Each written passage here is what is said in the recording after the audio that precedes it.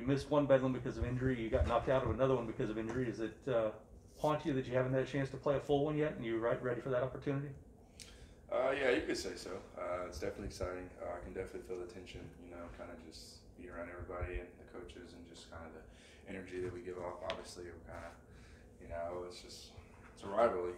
What do you expect? So obviously, it bothers me a little bit. I definitely play. Obviously, I play with a lot of emotion, so it does heat me up inside. So it just makes me want to prepare and be ready.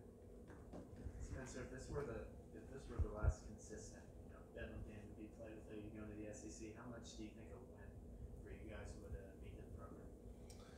Well, I already know what's going to happen. Obviously, I'm not going to say we're going to win. I got confidence in our team. Yeah, I can already feel it. If we win, then they're going to bring up history stats and all that. But honestly, I'm just gonna smile.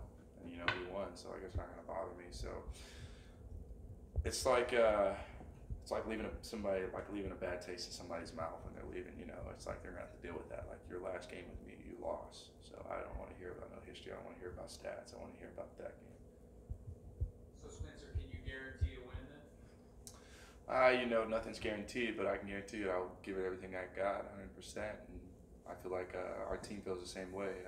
We want to work hard, and obviously we know they got a great team down there. So I think it'll be a good game. You mentioned how with the win, you said, you don't want to hear about history, you don't want to hear about stats. For your personal approach to Bedlam, does your past history of, like Scott said, not being able to play because of injury, does that give you an extra chip on your shoulder, or are you trying not to focus on that history either? It's really not even trying to focus on that. My main focus right now is this team and my leadership. As long as I can, carry myself the right way, and just throughout this entire week, just working hard. Every rep is 100%. Everything is like basically just working hard. Everything's 100%. So as long as I carry myself like that, I'm not too worried about what's happened to me in the past. I can't control the past. I can't change the past. The only thing I can change is the future.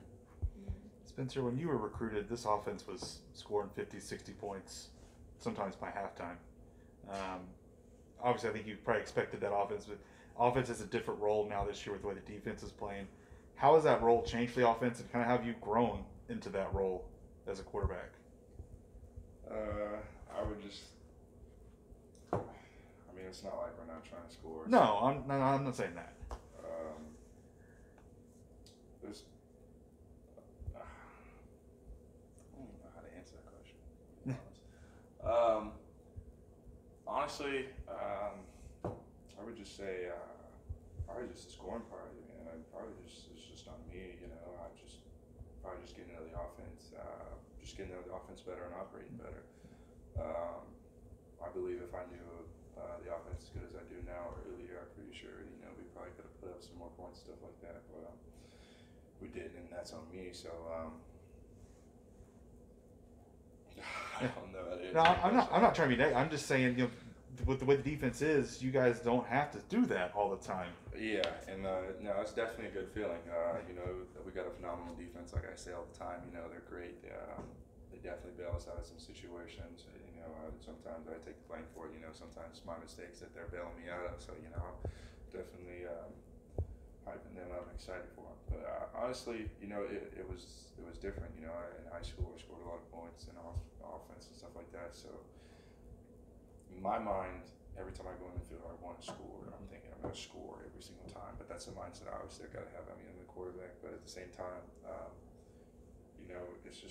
it's really just about motivation, accountability, and the little things. And I feel like we're kind of really just kind of slowly going uphill as an offense.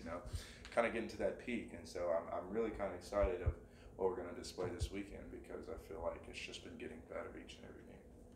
You mentioned it was. Oh, sorry, go ahead. You mentioned it was hard with the. You want to score every play. How hard was it for you maybe to accept you have to throw the ball away sometimes? I wouldn't say score every play. I meant to say like every drive. Every drive, sorry. Yeah, that's what I meant. But I had that tendency. My freshman year, I always wanted the deep ball. I always wanted the good ball. And I had to learn that sometimes a throwaway is a good completion. Coach Tate taught me that.